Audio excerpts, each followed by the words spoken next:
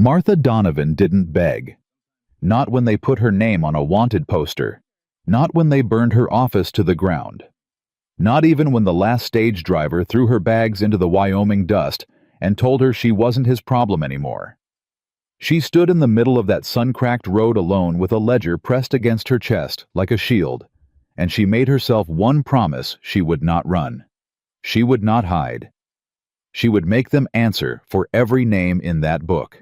If this story already has your heart racing, subscribe to this channel, hit the bell, and drop your city in the comments.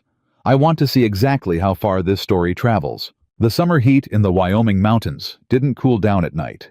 It just changed its character from a dry, burning weight that pressed down on a man's shoulders all afternoon into something denser after dark. Something that sat in the lungs and reminded every living creature on that ridge that water was a privilege, not a right. Caleb Walker had been awake since 4 in the morning. Not because anything was wrong. That was just when he woke up. Had been waking at that hour for 11 years ever since the war left something broken in his sleep that no amount of hard work had ever managed to fix. He'd given up trying. A man learned to make peace with the parts of himself that didn't heal clean. He was at the water trough when he heard the stage road. Not the coach itself. The coach didn't run this far up the ridge anymore, not since Langford's railroad made the old mountain roads unprofitable and half the way stations had shut down. What he heard was hooves, more than 2 horses, moving at a pace that wasn't natural for men who were simply passing through. Caleb set down the bucket. He didn't reach for his gun, not yet. But his hand dropped to his belt the way it always did when something in the air shifted, slow, deliberate, not panicked. A man who grabbed for a weapon the moment he felt uneasy was a man who'd already lost half the fight. He waited. 4 riders came up from the South Trail. They wore dark coats despite the heat, which told him everything before they even opened their mouths. Nobody wore dark coats in Wyoming in July unless they were trying to tell you something about who they worked for. The man in front pulled up his horse about 15 feet from the fence line and looked down at Caleb the way men who carried institutional authority always looked at men who didn't like the ground itself belonged to them, and everyone standing on it was there on borrowed time. "Caleb Walker," the man said. "That's the name on the deed," Caleb said. "We're Pinkerton agents. We're tracking a fugitive, a woman by the name of Martha Donovan. She's wanted for the theft of federal financial records belonging to the Continental Railway Corporation. We have reason to believe she may be in this area." Caleb looked at the 4 of them. He looked at the way their hands sat near their holsters. He looked at the horse in the back, the one that wasn't carrying a rider, the one with rope coiled on the saddle. "What reason?" he said. "That's agency business, Mr. Walker." "You're on my land," Caleb said. "That makes it my business." The lead agent's jaw tightened. He had the look of a man who was accustomed to doors opening the moment he said the word Pinkerton, and Caleb's flat refusal to perform the expected deference was clearly registering as a problem he hadn't budgeted for this morning. "We're simply asking if you've seen her," the agent said, adjusting his tone toward something that was trying to be patient. "Heavy-set woman, brown hair, traveling alone. She may have approached your property in the last 2 days." Caleb said nothing. And in that silence from somewhere behind him, from the direction of the barn he'd left unlocked last night because he was a fool who sometimes still believed in basic human decency, he heard a sound, a shift, a boot on dry straw. He didn't turn around. "Haven't seen anybody," he said. The lead agent studied him for a long moment. Men like that were trained to read faces, and Caleb's face had never given anybody much to read. That was a gift he'd been born with, and the war had perfected. "We'll be in the area," the agent said finally. "If she makes contact, you're legally obligated to report it. Obstruction of a federal investigation carries consequences, Mr. Walker." "I'll keep that in mind," Caleb said. They turned their horses and rode back down the South Trail without another word. Caleb waited until the sound of hooves faded completely. Then he turned and walked to the barn. She was behind the second stall partition, pressed against the wall, with a leather satchel clutched to her chest and her eyes wide and steady, in a way that told him she was frightened but had made a decision not to show it. She was exactly what the agent had described, heavy-set brown hair traveling clothes that had been through several days of hard use. There was a cut on her left hand, half wrapped in a strip of cloth that had done its job about 12 hours ago and was now just decoration. She looked at him like she was waiting for him to decide something. He looked at her like he was trying to figure out what he'd just done. "The barn latch was broken," he said. "I need to fix that." "I didn't steal anything," she said. Her voice was steadier than he expected. "I want you to know that before you decide what to do with me. I know it doesn't matter to them, but it matters to me that you know." That's a long explanation for someone who's been in my barn for, he looked at the impression in the straw, at least 6 hours. 7, she said. "I came in before midnight." He exhaled through his nose. "You need water." "I need a lot of things," she said. "But yes, water first." Her name was Martha Donovan, and she told him most of the true parts of her story. Over the next 2 hours, sitting at his kitchen table with a cup of water, she drank in careful, controlled sips, like she was rationing it even when there was plenty. She'd worked for the Continental Railway Corporation's accounting division for 6 years. She was good with numbers, had always been good with numbers. She said it without arrogance, just the way a person states a fact about themselves that they've simply always known. She'd started noticing discrepancies in the land acquisition records about 8 months ago. Small things at first. Payment amounts that didn't match the deeds. Signatures on transfer documents that didn't match the individuals named. Dates that preceded the legal registrations by weeks. "I thought it was clerical error," she said. "I flagged it to my supervisor." "And," Caleb said, "my supervisor reported it to the regional director." She paused. 3 days later, my supervisor was transferred to a position in Baltimore with no explanation. The week after that, I was told my contract was under review. "That's when you knew." "That's when I stopped pretending I didn't know," she said. "There's a difference." He watched her hands around the cup. They were steady now. He suspected they'd been steadier than most people's under worse conditions. "The ledger," he said. She glanced down at the satchel on the chair beside her. "It's a copy.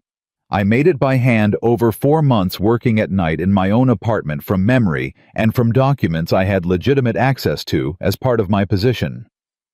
She looked up at him. "They can call it theft. What they can't do is say the numbers are wrong." "What's in it?" Caleb said. "Land acquisition payments made to shell accounts, false deed transfers, 2 rail line right-of-ways that were established by forced displacement, meaning Langford's men told farming families that the federal government had already purchased their land when no such purchase had occurred." She paused. "And the names of 4 federal officials who received payments to authorize those displacements." Caleb was quiet for a long moment. "How'd you end up on my road?" he said. "A woman in Cheyenne told me there was a ranch up the North Ridge Road that was far enough from town that the Pinkertons wouldn't bother with it as a first sweep. She said the man who owned it was—" Martha stopped. "Was what?" Caleb said. "She said you were the kind of man who didn't answer questions you hadn't been asked." He almost said something to that. He didn't. "You can stay in the barn," he said. "One night. Tomorrow, I'll figure out what to do about the rest of it." Martha looked at him with an expression he couldn't fully categorize. It wasn't gratitude exactly, and it wasn't relief. It was the look of someone who had been running hard enough and long enough that they'd stopped expecting to be helped and who was now recalibrating. "Thank you," she said. "Don't thank me yet," he said. "I haven't decided anything except that I'm not going to hand a woman over to men with a rope coiled on their saddle." She looked at him sharply. "There was a rope," she said. It wasn't a question. "There was a rope," he confirmed. Something changed in her face. Not fear. Something harder than fear. Something that had been abstract about her situation until that moment and had just become concrete. "All right," she said quietly. "One night." She was wrong about the one night. The Pinkertons came back the next morning at dawn, and this time, they didn't come up the South Trail. They split 2 men on the south trail, 1 man circling from the east ridge, and the 4th approaching on foot from the tree line to the north, which told Caleb that whoever was running this operation was not stupid and had spent the night repositioning. He had been awake when they moved into position. He'd seen the east rider from the loft window. He went to the barn. Martha was already awake, which didn't surprise him anymore. She was sitting against the wall with the satchel in her lap and her eyes at the barn door, and when he came in she looked at him and said, "How many people?" "4," he said. "Same as yesterday, but they split up." "The south trail is the obvious exit," she said immediately. "That's where they'll expect movement."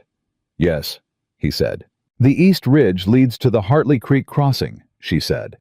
"Does the creek go north?" He looked at her. "You memorized the terrain." "I memorized every map of this county I could find before I left Cheyenne," she said. "Does the creek go north?" "For about 2 miles," he said. "Then it hits the canyon."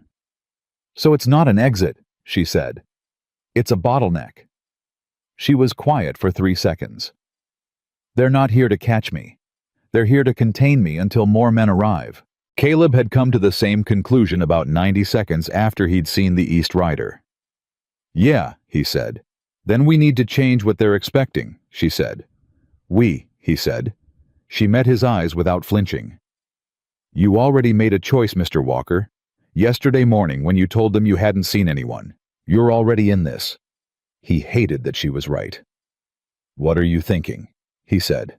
"I'm thinking they expect me to run, and you to either help me run or turn me in," she said.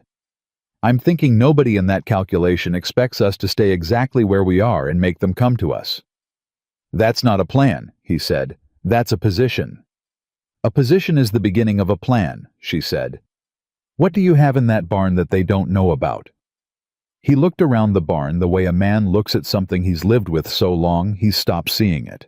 "High ground access through the loft," he said. "The north wall is reinforced. I rebuilt it 2 winters ago, double-planked oak. And the well is inside the fence line, not outside it." "So we have water and cover," she said. "What about the main house?" "Root cellar has a secondary exit," he said. "Comes out behind the woodpile on the west side." "Then we're not trapped," she said. "We're positioned." She looked at him with those steady brown eyes. "Can you buy us until midday?" "What happens at midday?" "There's a federal marshal who runs the Laramie Circuit," she said. "His name is Aldous Briggs. He's not Langford's man, I checked. If someone can get a message to Laramie by morning, he'll ride." "It's already morning," Caleb said. "I know," she said. "Do you have a fast horse?" He thought of the bay mare in the south paddock. She was fast. She was also in the south paddock, which was currently being watched by 2 men in dark coats. "I have a fast horse that's currently between me and 4 Pinkerton agents," he said. Martha was quiet for a moment. Then she said, "Is there anyone in riding distance who'd do this without asking too many questions?" Caleb thought of his neighbor Hector Reyes, whose spread was 3 miles up the west ridge. Hector was 62 years old and had a deep personal and well-documented dislike of railway corporations that dated back to when Continental's men had tried to run a spur line through his family's orchard without so much as a letter of notice. "Maybe," Caleb said. "How do we reach him without going through them?" Martha said. Caleb thought about it. It was a real problem. The West Trail crossed open ground for half a mile before it hit the tree cover, and any man on a horse crossing that ground was visible from the south position. On foot, moving through the ravine behind the smokehouse. 18 minutes, he said. On foot through the ravine, staying low. "Can you do it?" she said. "Can you hold the position here if I'm gone 18 minutes?" he said. She looked at him steadily. "Do you have a second rifle?" He stared at her. "Do you?" she said. "In the house," he said. "Winchester, left side of the door." "I know how to shoot," she said. And she said it the same way she'd said she was good with numbers, like a simple fact about herself, not a boast. Not well, but enough. He looked at her for a long moment. He'd known her for less than 24 hours. She'd come out of nowhere, landed in his barn, handed him a problem that could get him killed, and was now sitting in that problem with the composure of someone who'd had a long time to make peace with the possibility that this was where things were going. "Don't fire unless they come through the fence line," he said. "If they call out, don't answer. Let them think you're not here. And if they come through the fence, then fire," he said. He went through the ravine low and fast, the way he'd learned to move through the war. Not reckless, not slow, just efficient. A man moving like he meant to get somewhere without being seen. He'd been good at this once. He was still good at it. Hector Reyes was at his breakfast when Caleb knocked on the back door. "Caleb," Hector said, and looked at his expression and put down his fork. "How bad?" "Pinkerton," Caleb said. "4 men. Woman on my property carrying evidence against Victor Langford." Hector was quiet for exactly 2 seconds. "Langford," he said. "Langford," Caleb said. Hector stood up. "Who do I ride to?" "Federal Marshal Aldous Briggs, Laramie.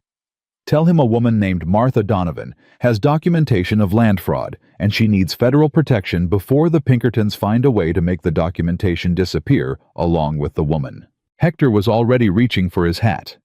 "That's a hard ride to Laramie and back." "I know," Caleb said. "I'm 62 years old," Hector said. "I know," Caleb said. Hector looked at him. "Those men try to push through your fence." "Not yet," Caleb said.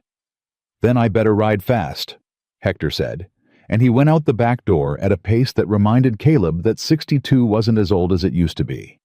Caleb went back through the ravine. The property was exactly as he'd left it.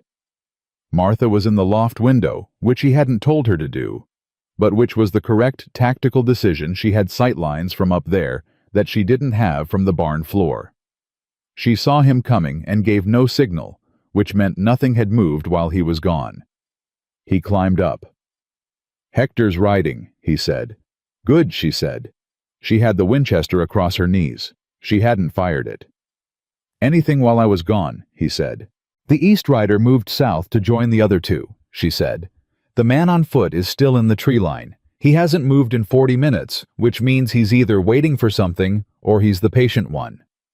"The patient one is always the most dangerous," Caleb said. "I know," she said. He looked at her profile the way she was watching the tree line with the same focused, unsentimental attention she'd given the numbers in her ledger when she talked about them, like a problem that required clear thinking and nothing else. "Why accounting?" he said. It came out before he'd decided to say it. She glanced at him sideways. "What? Why did you go into accounting?" he said. "For a railroad, of all things." She was quiet for a moment. "Because numbers don't lie," she said. "People lie. Men in suits with nice offices lie constantly and badly, and they've been doing it so long they don't even notice anymore. But numbers—" She paused. "Numbers just sit there and tell the truth, and all you have to do is read them." "Until someone finds out you're reading them," Caleb said. "Yes," she said. "Until then." The man in the tree line moved at 8:30.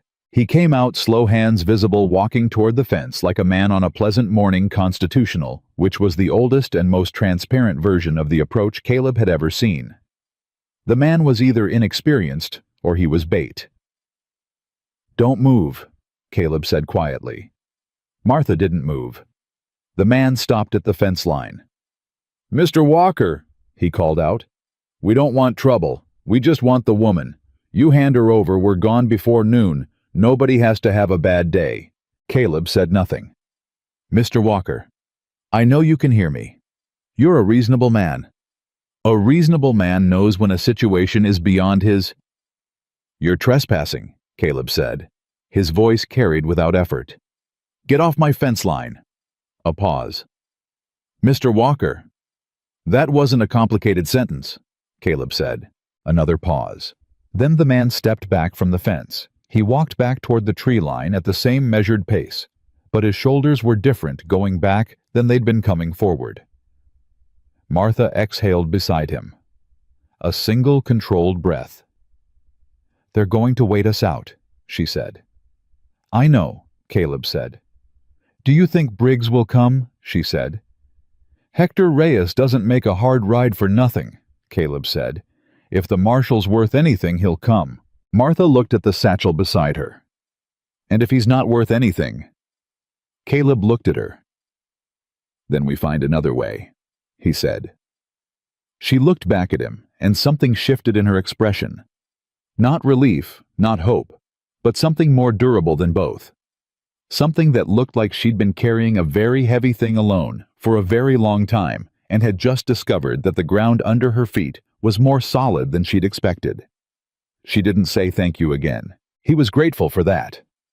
They stayed in the loft through the rest of the morning, watching the property line, watching the tree line, watching the south trail for anything that moved. The summer heat built as the hours passed. The kind of heat that had no sympathy and no schedule, that just kept stacking itself on top of whatever had come before it. Martha didn't complain about the heat. She didn't complain about anything. At one point, around mid-morning, she opened the satchel and took out the ledger, the hand-copied one, 4 months of careful secret work, and went through 3 pages of it without explanation, just checking numbers against what was in her memory, making sure everything was still as it should be. He watched her do it, and thought about what kind of person sits in a barn loft with 4 armed men on the perimeter and uses the quiet time to audit her own documentation. He decided that was a particular kind of courage, not the loud kind, the kind that doesn't announce itself. Caleb, she said without looking up from the ledger. It was the first time she'd used his name. Yeah, he said. Thank you, she said. I know I said don't thank you yet, but I want to say it now in case... She stopped. In case later is complicated. He looked out at the tree line. Later's always complicated, he said. Say it now if you want to say it. She looked up at him then, just for a moment. Thank you, she said. He nodded once, turned back to the tree line. And they waited.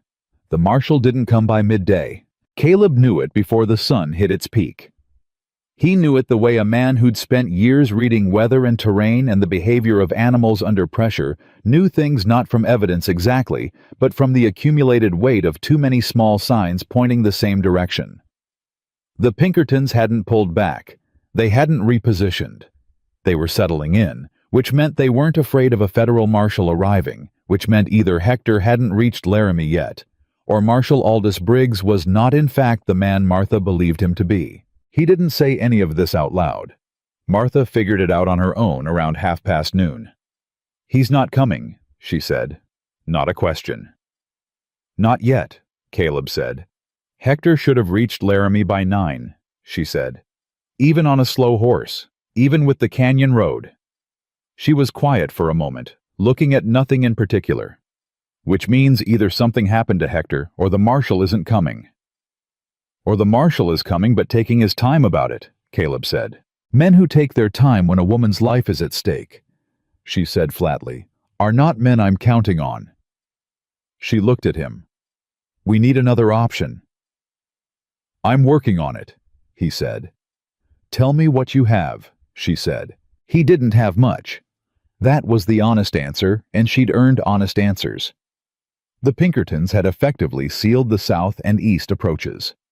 The north trail through the ravine was still open technically, but it was on foot only, and it came out 3 miles up the ridge at a position that was exposed and high, and would require crossing open ground to reach anything useful. The west approach through Hector's land was the route Hector had already taken, which meant if they were watching for movement, they were watching that direction now. There's a man in Copperfield, Caleb said. Judge, name of Everett Crane. He's not federal, but he's circuit. He has jurisdiction over land disputes in this county, and land fraud falls inside that. Martha went very still. Crane, she said. You know him, Caleb said. He signed 2 of the deed transfers in the ledger, she said. The silence that followed that statement was the kind that changed things. Caleb looked at her. You're certain? I copied the signature myself, she said. 4 months of nights, Caleb. I am certain of every name in that book. She pressed her lips together.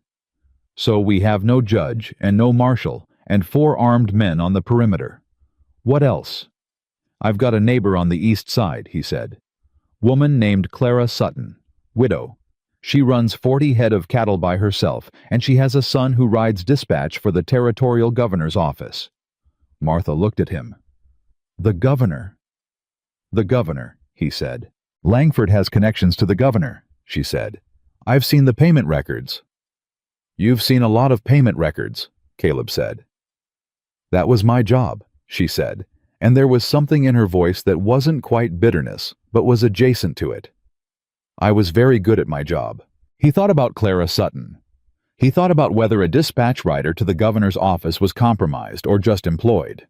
He thought about how many people in this territory had names in that ledger that Martha hadn't told him about yet, and whether the number was larger than the number of people whose names weren't in it. What about a newspaper? He said. Martha turned to look at him fully for the first time in an hour. What? She said. A newspaper, he said. If the information in that ledger goes public, if it's printed and distributed before Langford can suppress it, then making you disappear stops being a solution to his problem, becomes a bigger problem. She stared at him. That's... She stopped. What? He said. That's actually smart, she said. And she said it like she was genuinely surprised, which he found both mildly irritating and, for reasons he didn't examine too closely, slightly amusing. There's a paper in Copperfield, he said. The Sentinel. Editor's name is Paul Greer. He's been writing against the railway expansion for 2 years. Small circulation, but he's connected to papers in Denver and Salt Lake. If it goes to Denver, Martha started. It goes national, Caleb said. Yeah. She sat with that for a moment. Then she said, We have to get the ledger to Greer. We have to get the ledger out of this barn first, Caleb said. And then through 4 Pinkerton agents and 12 miles of open road. She looked at the satchel. Then she looked at him. Can you copy it? I'm not a bookkeeper, he said. You don't have to be, she said. You just have to copy numbers, accurately. I'll tell you what's important, which columns, which dates, which names. We copy the critical pages and we split them. They can't suppress what they can't find in one place. He looked at her. She'd been running for weeks. She'd been hiding in his barn. She was sitting in a loft with a rifle she'd admitted she couldn't shoot, well surrounded by men who'd brought a rope. And she was problem-solving. All right, he said. They worked for the better part of an hour. Martha directed, and Caleb copied. His handwriting was nothing like hers, large and angular, where hers was small and precise. But the numbers were right, and she checked every column twice before she let him move to the next. When they finished, she folded the copies, and he put them inside his boot against his right calf, where they would stay regardless of what happened to the satchel. If we get separated, she said. We won't, he said. If we do, she said firmly, you get those pages to Greer. He looked at her. And you? I'll figure out the rest, she said. That's not a plan, he said. He was using her own words from that morning. He saw her register it. No, she said. It's a position. The corner of his mouth moved, just slightly. He turned back to the window before she could see it properly. It was around 2 in the afternoon when the situation changed. The man on the South Trail, the one who'd been stationed there since dawn, wasn't there anymore. Caleb noticed the absence before he could explain why it felt wrong, and in the time it took him to process it, a second absence registered the east position, which had been consistently held all morning, was empty. They're moving, he said. Martha was already looking. 2 positions gone, she said. That means they're consolidating. They're going to try the fence line. Or, Caleb said, someone arrived. They both heard it at the same time. Horses on the South Trail. Multiple horses moving faster than the Pinkertons had moved this morning. Moving like men who weren't worried about being heard. Martha's hand went to the Winchester. Caleb put his hand on her arm. Not forcefully. Just there. Wait, he said. The riders came into view from the South Trail, and Caleb counted them not 4, but 7, and the man at the front was not a Pinkerton agent. He was old, maybe 65, with a silver star on his chest that caught the midday light, and he was riding the kind of horse that said he'd made good time and knew it. That's a marshal's badge, Martha said. Yeah, Caleb said. Briggs, she said. Probably, he said. Don't move yet. The marshal pulled up at the fence line and called out in a voice that had been doing this for 30 years. Caleb Walker, my name is Aldous Briggs. I'm the federal marshal for the Wyoming Territorial Circuit. I've been informed you have a witness under your protection. I need to speak with that witness. Caleb climbed down from the loft. Martha followed without being asked. When he opened the barn door and walked out into the heat of the afternoon, the 4 Pinkerton agents were still visible, 2 of them standing near the tree line, 2 near the south paddock. All 4 of them now watching the marshal's party with the careful recalculating attention of men who'd just had their operational parameters changed. The marshal looked at Caleb. Then he looked at Martha. Ma'am, he said, touching his hat. Are you Martha Donovan? I am, she said. I understand you have documentation of criminal activity involving Victor Langford and the Continental Railway Corporation. I have a ledger, she said. Original copies, 4 months of documentation, land fraud, bribery of federal officials, forced displacement of at least 3 farming communities, and evidence connecting 2 of those displacements to acts of violence against landowners who refused to cooperate. The marshal was quiet for a moment. That's a significant list. It's an accurate list, she said. He looked at her steadily. Then he looked at the Pinkerton agents. You men are operating under a warrant issued by the Continental Railway Corporation's legal division, he said. That warrant is a private matter and carries no federal authority on this property. You'll stand down and remove yourselves from Mr. Walker's land within the next 10 minutes, or I'll be charging your employer with obstruction of a federal witness. The lead Pinkerton agent, the same one who'd given Caleb the speech about legal obligation that morning, looked like a man doing a very fast calculation. He looked at the marshal's 7 riders. He looked at Caleb. He looked at Martha. This isn't over, he said. Get off my land, Caleb said. They left. It took 8 minutes. When the last of them disappeared down the south trail, Martha let out a breath that she'd apparently been holding for several hours. Caleb heard it and said nothing. Marshal Briggs dismounted and handed his reins to one of his deputies. He walked toward them with the measured pace of a man who'd learned not to move fast unless moving fast was necessary. He was looking at Martha the whole time. Miss Donovan, he said. Hector Reyes rode a hard night to reach me. He said you have evidence that could end Victor Langford. Yes, she said. I want you to know something before we go any further, Briggs said. I had a conversation with my territorial supervisor 2 weeks ago. He told me to stay out of anything connected to the Continental Railway expansion. Told me it was a federal matter above my jurisdiction. He paused. I want you to know that I am telling you this, so that you understand I know exactly what I'm stepping into by being here. Martha looked at him carefully. Why are you here then? She said. Because Hector Reyes told me a woman with evidence was about to be handed over to men with a rope on their saddle, Briggs said. And I've been a marshal for 30 years, and in 30 years I've never once handed a witness to men with a rope. Something shifted in Martha's face. The same thing Caleb had seen that morning in the loft. Not relief, not hope, but something that had more weight than either of them. The ledger documents payment to 4 federal officials, she said. I don't know yet which levels of the territorial administration are compromised. I want you to understand that. I understand it, Briggs said. Is the documentation solid? It's as solid as numbers can be, she said. Which is completely solid. Briggs looked at Caleb. You've been harboring a federal witness. I've been running a ranch, Caleb said. Briggs looked at him for a long moment. Something like dry acknowledgement moved through his expression. Right, he said. He turned back to Martha. Here's what I can offer.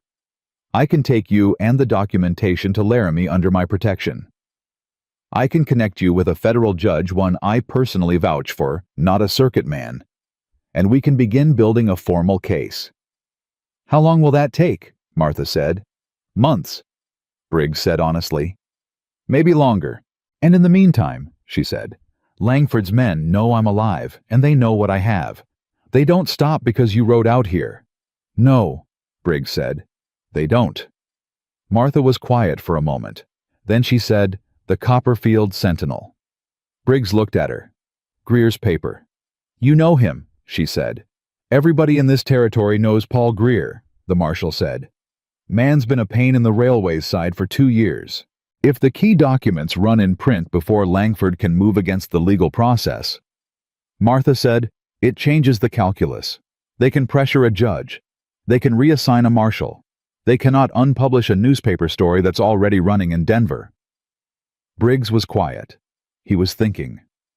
Caleb could see him thinking the specific, careful thinking of a man who understood jurisdictions and consequences and was running the math on both. That's not strictly my department, Briggs said. No, Martha said. It's mine. Another silence. I'll escort you to Copperfield, Briggs said finally. After that, what you do with the information is between you and Greer. Caleb had been listening to all of this from 2 feet away. He'd been listening and doing the thing he always did, which was calculate risks, the way other men calculated mileage automatically without sentiment. The Pinkertons had left. That didn't mean they'd gone far. 12 miles to Copperfield on an open road, with a woman carrying evidence against one of the wealthiest men in the territory, and a marshal's escort that Langford's people now knew existed and could plan around. I'm riding with you, he said. Both Martha and the marshal looked at him. Mr. Walker, Briggs started. 7 riders, Caleb said.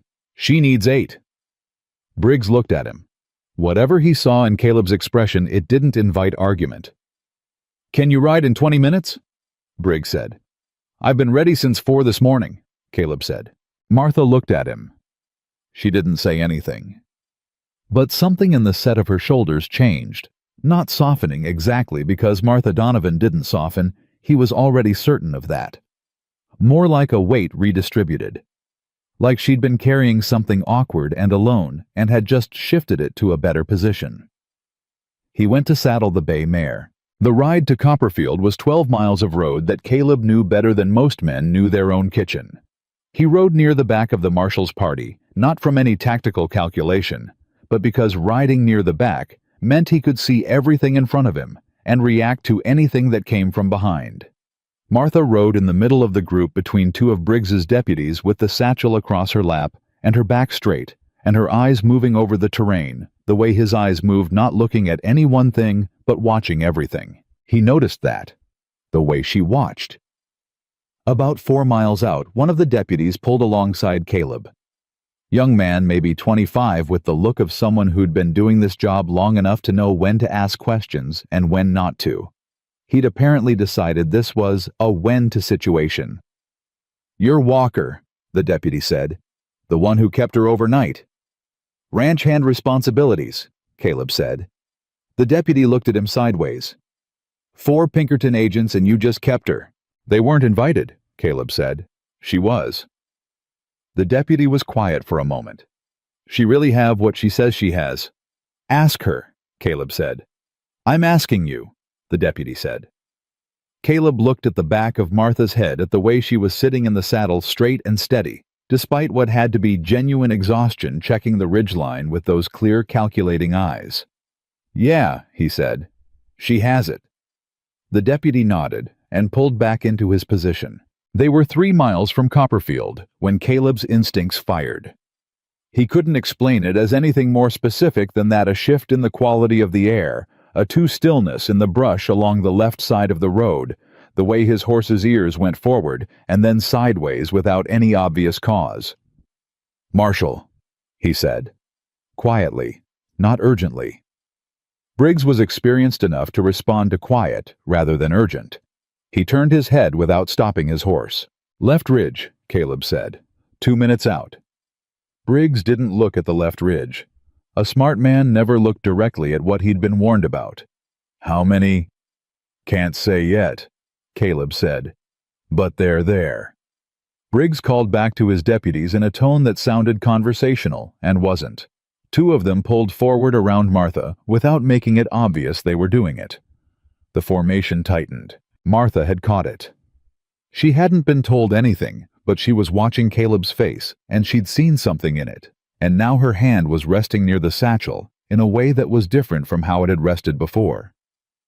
"Don't run," Caleb said, pulling alongside her. Quiet enough that only she could hear. "Whatever happens, don't separate from the group." "How many?" she said, same as Briggs. "Don't know yet," he said. "Langford's men or Pinkerton's," she said. "If Langford knew we were riding today," he said, "could be either." She exhaled through her nose. "He knew," she said. "He always knows. That's the thing about a man who owns half the territorial communications infrastructure." She paused.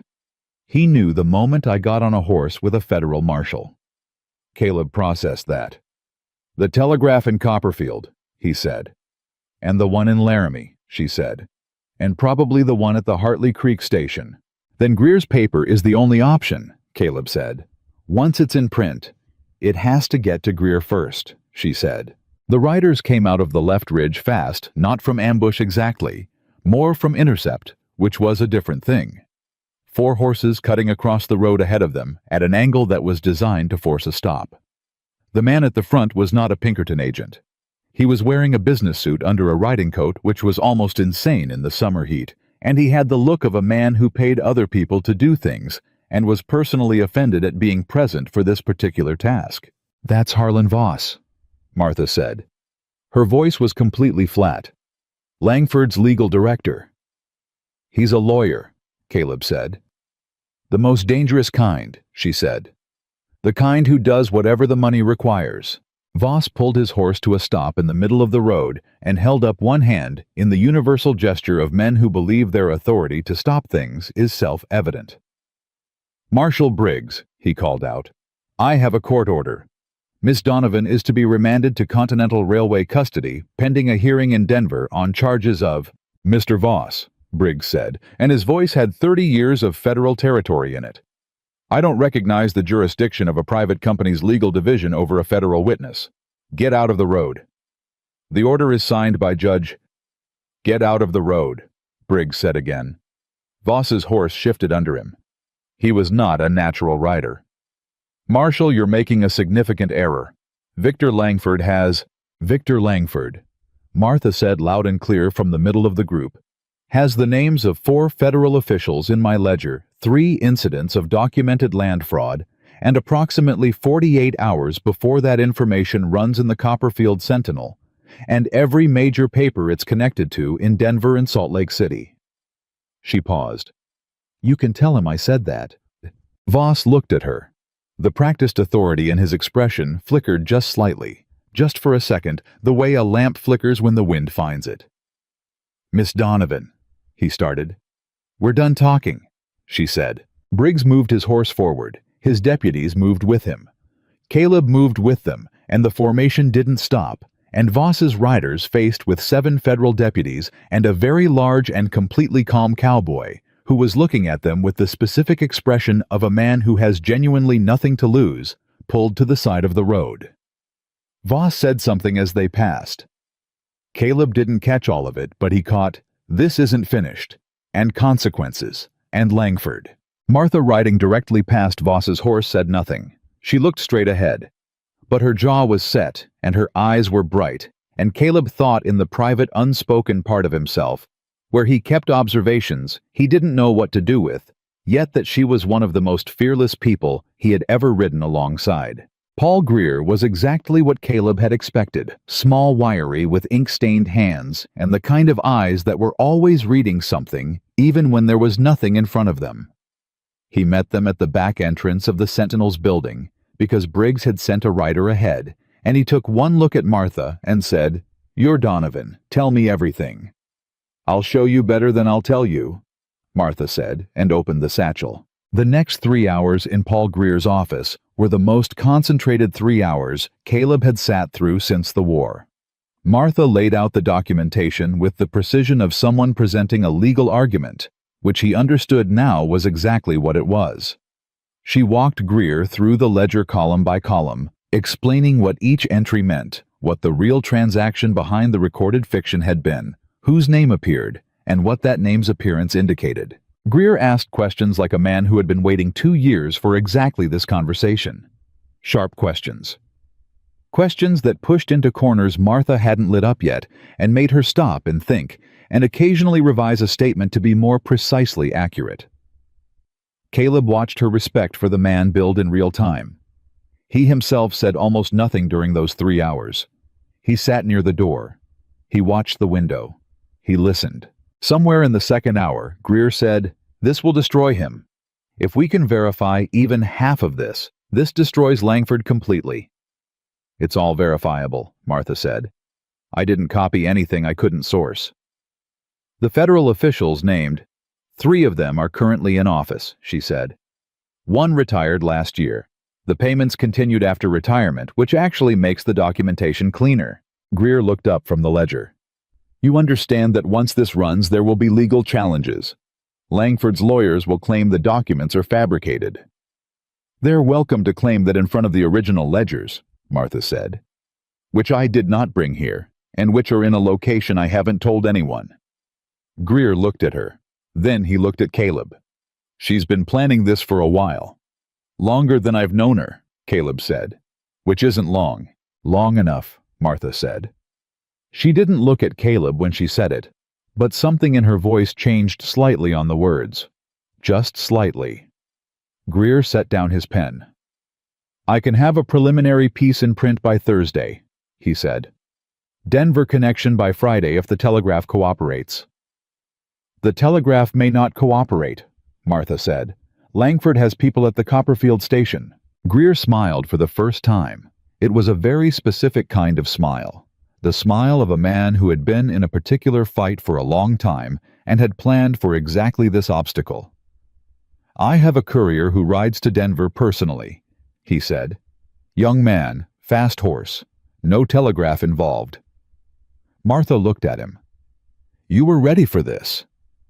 "I've been ready for this for 2 years," Greer said.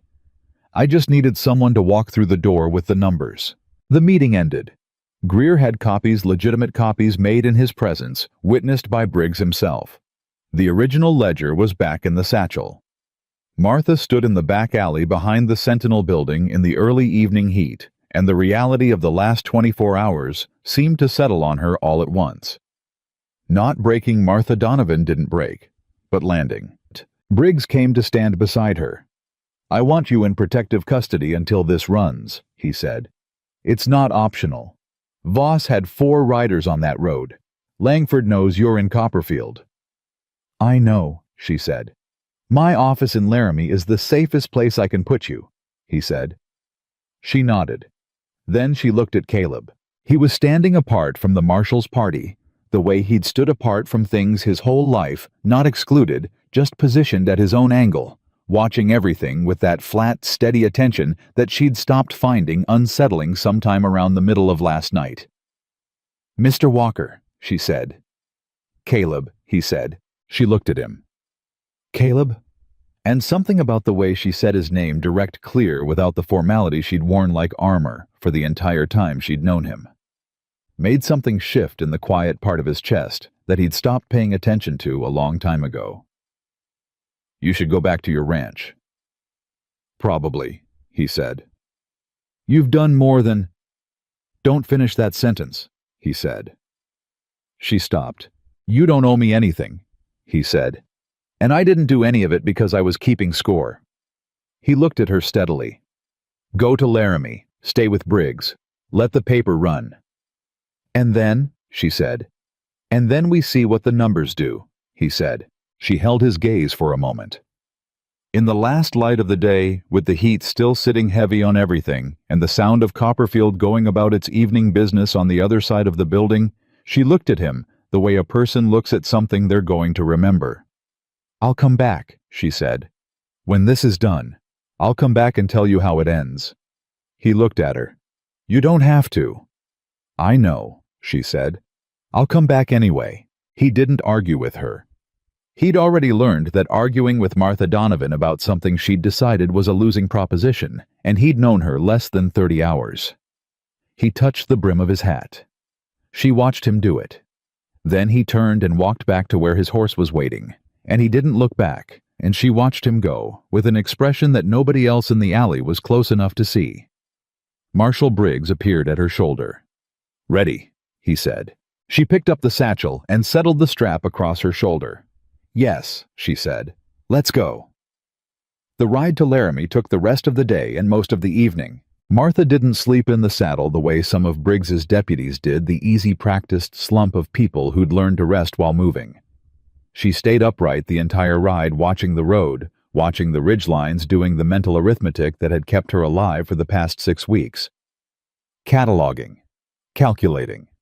Running the same numbers she'd been running since the moment she'd walked out of the Continental Railway's accounting office, with a hand-copied ledger pressed against her ribs, and the full understanding that she had just made herself a target. She thought about Caleb Walker, the way she thought about most things, not with sentiment, but with precision. He had made a series of choices in the past 24 hours that had cost him something real: his privacy, his neutrality, possibly his safety. And he had made every one of those choices without theatrics, without expectation, and without ever once making her feel that she owed him anything for it. That was rarer than most people understood. She filed it away and kept writing. Laramie at night was a different animal from Laramie in daylight. Briggs brought them in through the back streets, avoiding the main thoroughfare, and installed Martha in a room above his office that had one window, one door, and a deputy stationed outside both. He told her to sleep. She didn't sleep. She sat at the small table with the satchel open and went through the ledger one more time, not because she'd missed anything she hadn't, but because the act of reading the numbers grounded her, reminded her what this was about. 47 families displaced from their land without compensation. 3 men dead who'd refused to sign transfer documents under duress. 4 federal officials who'd taken payment to look away. 1 man at the center of it who had operated for 6 years on the assumption that nobody with both the evidence and the nerve would ever be in the same room. She was in the room. She had the evidence. The nerve she'd built herself one night at a time, hunched over a desk in her apartment, copying numbers by lamplight while the rest of the city slept. She closed the ledger at 2 in the morning and sat in the dark and thought about what came next. What came next arrived faster than she expected. Briggs knocked on her door at 6:30. She was already dressed. He looked at her with the particular expression of a man who had information he hadn't yet decided how to deliver. "Sit down," she said. "I haven't said anything yet," he said. "You have the face of someone about to say something difficult," she said. "Sit down." He sat. She waited. "I got a telegraph from my supervisor in Cheyenne this morning," he said. "He's ordering me to release you to Continental Railway custody pending the Denver hearing." Martha was quiet for exactly 3 seconds. "Your supervisor," she said. "The one who told you to stay out of anything connected to the Continental expansion." "Yes," Briggs said. "He's in the ledger," she said. Deputy Territorial Commissioner Raymond Holt. Page 31. 3 payments, 18 months, totaling $420. Briggs stared at her. "You're certain?" "I am always certain," she said. "What are you going to do?" He was quiet for a long moment. The kind of quiet that meant a man was making a decision that would follow him for the rest of his life. "I'm going to tell my supervisor that I received his telegraph and that I'm processing it through proper federal channels," he said. "Which technically I am." "How long does that buy us?" she said. 2 days, he said. "Maybe 3. After that, if I haven't transferred you, he'll send someone who will. The paper runs Thursday," she said. "Greer told me Thursday." "It's Tuesday morning," Briggs said. She did the math instantly. 48 hours. "Give or take," he said. She stood up. She picked up the satchel. "Then we need to make 48 hours count," she said. "I want to send a telegraph to the federal prosecutor's office in Washington." Briggs looked at her. "How do you know about the federal prosecutor's office?" "I spent 6 years processing legal filings for a major railway corporation," she said. "I know every office that exists between a crime and a consequence." He almost smiled. "Not quite." "The telegraph office here isn't safe," he said. "Langford's got a man on the line. I know, she said. Can you send it through your federal relay? The one that doesn't go through the commercial line. He studied her. You know about that too. Is there a thing you know about this territory that you're surprised I know? She said. This time he did smile. It was brief and genuine. I'll send it, he said. What do you want it to say? She told him. 40 minutes later, a federal telegraph was moving through the secure territorial relay toward Washington, carrying Martha Donovan's name, the summary of her documentation, and a specific request for federal prosecutorial oversight that would, if received and acted on, effectively remove the case from any territorial jurisdiction that Langford's money could reach. It was the right move. She knew it was the right move. What she didn't know, what she had no way of knowing yet, was that Langford had a man in the federal relay too. That information arrived in the form of Harlan Voss. He came to the marshal's office at 9 o'clock in the morning. Not with Pinkerton agents this time, but with a lawyer. A different lawyer, someone from Denver. Someone whose suit cost more than most men in Laramie made in a year. He had papers. Federal papers. He laid them on Briggs's desk with the specific confidence of a man who has paid for what he's about to do. Martha was in the room. Briggs had let her stay because she'd asked and because he'd already made the private decision that Martha Donovan's judgment was as reliable as most federal officials he'd worked with and more reliable than some. A federal preservation order, Voss said. Signed this morning. It requires that all documentation claimed to be in Miss Donovan's possession be surrendered immediately to the custody of the Continental Railway Corporation's legal division, pending authentication. Martha looked at the papers. Then she looked at Voss. A preservation order, she said. You're asking me to hand the evidence of a crime to the people who committed it so they can authenticate it. The order is legally valid, Voss said. The judge who signed it, she said. Is his name Aldrich? Voss's face didn't move. That was its own answer. Theodore Aldrich, she said. Page 44 of my ledger. 2 payments. The second one was made 8 weeks ago. She looked at Briggs. He signed this order 8 weeks after accepting a bribe. Voss said, Miss Donovan, this isn't... Mr. Voss, Briggs said, standing up. I'm going to need to verify the authenticity of that order through my Federal Circuit contact before I act on it. That process takes approximately 48 hours. The order specifies immediate. The order specifies what my supervisor would like to happen, Briggs said. My job specifies what the law requires. Those are sometimes different things. He looked at Voss with the expression of a man who has made peace with difficult situations and found a very specific kind of freedom in it. 48 hours. You're welcome to wait. Voss gathered his papers. He looked at Martha with the expression of a man who has more moves and knows it. Victor Langford asked me to give you a message, Miss Donovan. She waited. He said he understands why you did what you did, Voss said, and he has a great deal of respect for your intelligence. He said, and I'm quoting, that there is still a version of this where everyone walks away from it better off than they found it. Martha looked at him steadily. Tell Mr. Langford that I've seen his version of better off, she said. I have the names of 47 families who used to own land that his better off required them to give up. I have the names of 3 men who died because they said no to his version of better off. She paused. Tell him that message is the last communication I'm willing to receive from him. Voss left. When the door closed, Briggs sat back down and rubbed his face with both hands in the manner of a man who was absolutely certain he was doing the right thing and absolutely uncertain about what it was going to cost him. He's going to go above my head, Briggs said. He already did, Martha said. Commissioner Holt's telegraph this morning was Langford's move, not Holt's. Holt doesn't have the initiative for it.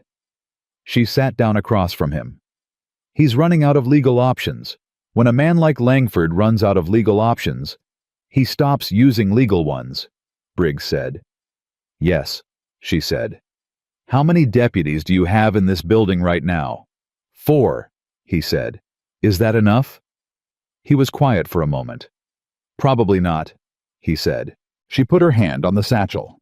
Get more, she said. She was right to say it. She was right in the way she was always right about threats, not from intuition exactly, but from the same systematic reading of information that she applied to everything. Langford's pattern, as she understood it from 6 years of processing his corporate documents, was to exhaust legal options first, then apply pressure to the people applying the legal options.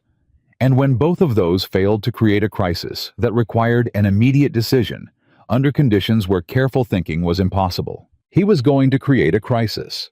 She just didn't know yet what form it would take. The form it took was Hector Reyes. Briggs's deputy came upstairs at 10:30 with the look of a man carrying bad news and trying to figure out how to set it down without breaking anything. He said, "Marshal, there's a man downstairs, says his name is Reyes, says he rode from Walker's ranch." Martha was on her feet before the deputy finished the sentence. She was downstairs in 45 seconds. Hector Reyes looked like a man who had ridden hard for the second time in 2 days and had not slept between the 2 rides. He was sitting in a chair in Briggs's outer office with a cup of water he wasn't drinking, and when Martha came through the door, he looked at her with an expression that told her everything before he said a word. "Caleb," she said. "He's alive," Hector said immediately. "I want you to know that first. He's alive." She sat down across from him. Her hands were steady. She made them be steady. "Tell me." 6 men came to the ranch last night, Hector said. "Not Pinkertons. Private. No badges, no identification. They came in after midnight and they—" He stopped, collected himself. "They burned the barn." She was quiet. "Caleb got out," Hector said. "He was in the house when they came. He got out and he—" Hector paused. "He's not a man who runs Miss Donovan. You understand that. He went back." "He went back," she said. "Tried to stop them, alone." Hector set down the cup. "They beat him pretty bad and left him in the yard. One of my boys found him at first light." He looked at her directly. "His ranch hand boy named Eddie said they were asking for you. Asking where you'd gone. Asking what Caleb had told you." The quiet that followed that statement was not the quiet of a woman who didn't feel anything. It was the quiet of a woman who felt everything and had learned through difficult practice to hold it still long enough to think. "Did he tell them anything?" she said. Hector looked at her like the question was slightly beside the point. "Caleb Walker," he said, "would not tell those men the color of the sky." She exhaled, slowly. "Where is he now?" "My place," Hector said. "My wife's a fair hand at patching people up. He's banged up, but he'll be whole." He paused. "He told me to come tell you. He said—" Hector reached into his coat pocket and produced a folded piece of paper. He wrote it down, said he didn't trust himself to remember it exactly right, and he wanted it exact. She took the paper, unfolded it. Caleb's handwriting, large, angular, nothing like hers. It said, "The copies in my boot are safe. Don't come back for me. Finish it." She read it twice. Then she folded it and put it in her pocket. "Is he asking you to go back?" Briggs said from behind her. She hadn't heard him come down. "He's telling me not to," she said. "Which is different." She looked at Hector. "How bad are his injuries?" "Broken ribs," Hector said. "Cut above his eye. They hit him with something, maybe a rifle stock. He kept saying it didn't matter, which is what a man says when it does matter, but he's too proud to say so." Martha pressed her lips together. Then she looked at Briggs. "I need you to send 2 deputies to the Reyes Ranch," she said. "Now, today." "Miss Donovan, they burned his barn and beat him because of me," she said. Her voice was level, completely level. "He is a witness to a criminal attack by men working for Victor Langford. He deserves federal protection, and I need to know he has it before I can think about anything else." Briggs looked at her for a moment. Then he looked at Hector. Then he turned to the deputy by the door. "Take Jenkins and ride out to the Reyes property. You're providing protective detail. You don't leave until I say." The deputy left. Martha turned back to Hector. "Tell him," she started. Stopped. Started again. "Tell him the copies are not the issue. Tell him I know they're safe. And tell him—" She paused, and for just a moment, just one unguarded second, something crossed her face that she hadn't let show, since she'd first walked into Caleb Walker's kitchen and asked for water. "Tell him I heard him," she said. "Tell him I'm finishing it." Hector nodded. He stood up and he looked at her the way a man looks at someone he's decided is worth the second hard ride in 2 days. "He said one more thing," Hector said, "when I was leaving. He said, and this is exact because I asked him twice, he said, 'Tell her the barn's already gone. The only thing worth protecting now is what she's carrying.'" Martha didn't say anything. She looked at the satchel in her hand. Then she said, "Thank you, Mr. Reyes. Ride safe." He left. She stood in the middle of Briggs's outer office with the satchel and the ledger and 48 hours, and the specific understanding that Langford had just made the mistake she'd been waiting for him to make. He'd gone after Caleb. He'd attacked a private citizen, a rancher with no federal connection, a man whose only crime was refusing to hand a woman over to men with a rope.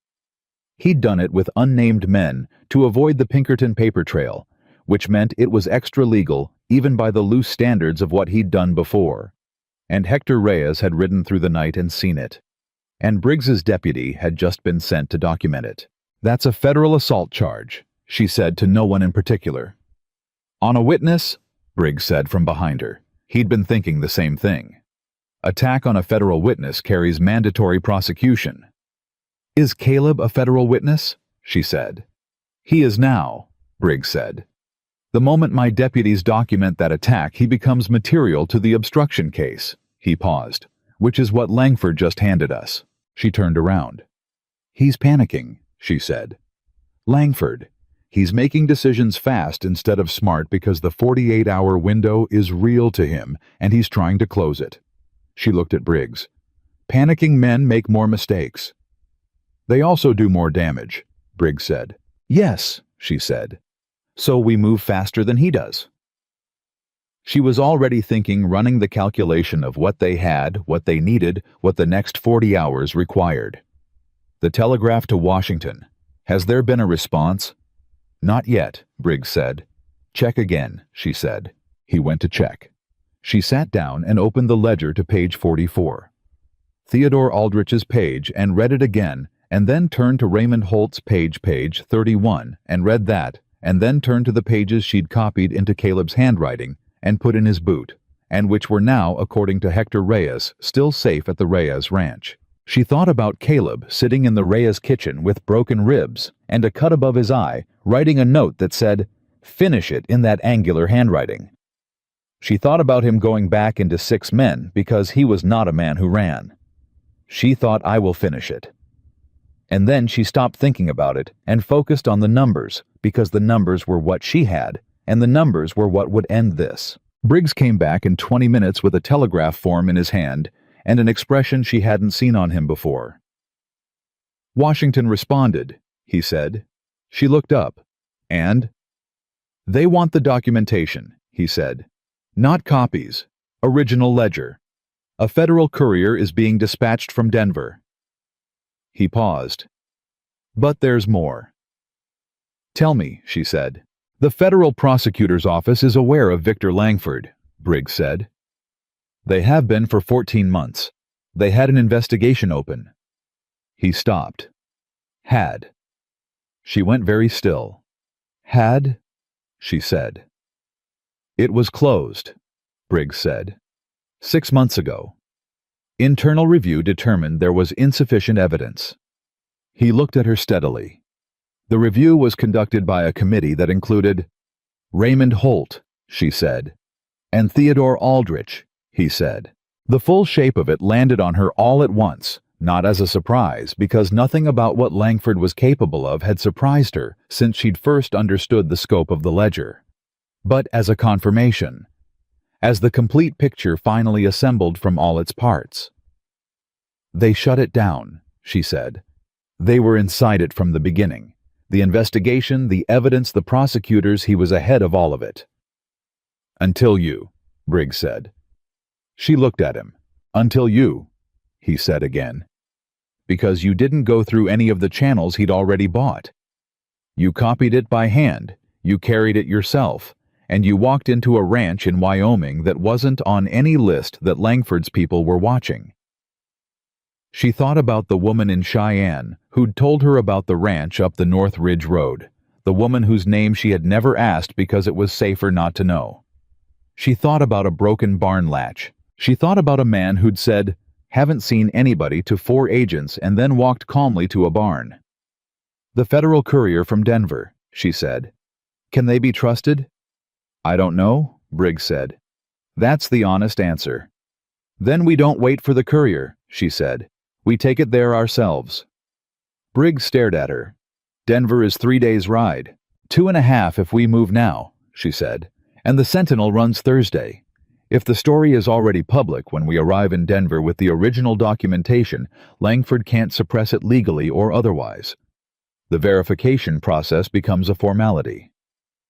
"Martha," Briggs said. And it was the first time he'd used her first name. It came out of the situation rather than intention, she could tell. "If Langford knows you're moving toward Denver, he already knows I'm in Laramie," she said. "He knows I sent a telegraph to Washington. He knows he has 48 hours. She looked at the satchel. "He's going to come for this regardless of where I am. The question is whether we're moving when he does or sitting still." Briggs was quiet. The specific quiet of a man who had come out of 30 years in this territory, knowing that moving was almost always better than sitting still, but who was old enough to know that almost always wasn't always. "I need a rider," he said finally, "to go ahead of us, clear the road."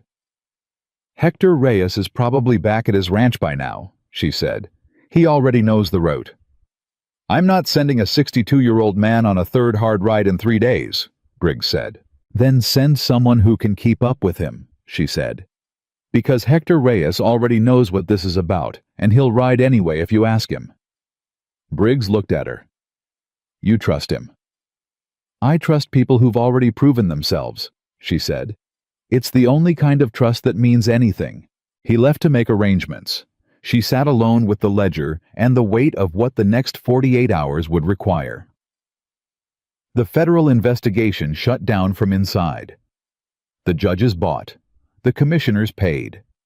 The telegraph lines compromised. Everything she'd thought was a safety net had a hole in it. Everything she'd trusted to be independent wasn't. Everything except Greer's printing press and Caleb Walker's handwriting in her boot. She put her hand on the satchel. She thought about Caleb's note. The only thing worth protecting now is what she's carrying. She thought, he's right.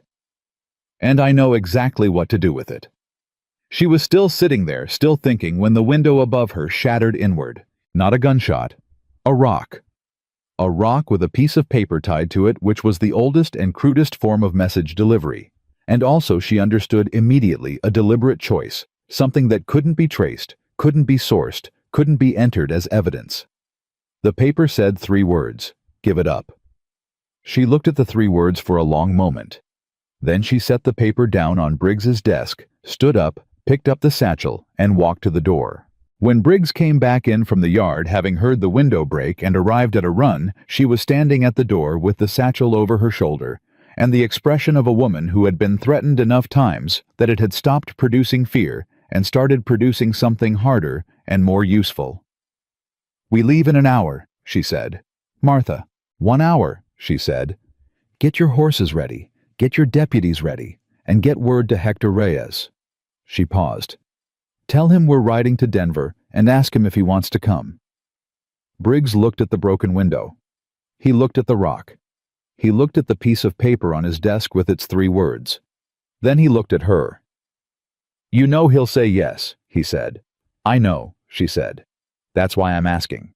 She walked back upstairs to gather the last of what she'd need, and she didn't look at the broken window, and she didn't look at the 3 words, and she held the satchel against her side with the same grip she'd used when she'd first pressed a hand-copied ledger against her ribs, and walked out of the Continental Railway's accounting office into a life that had required every version of herself she'd ever been. She had one more version left to be. She intended to make it count. Hector Reyes said yes before Briggs finished asking. He said it the way a man says yes to something he's been waiting to say yes to for a long time.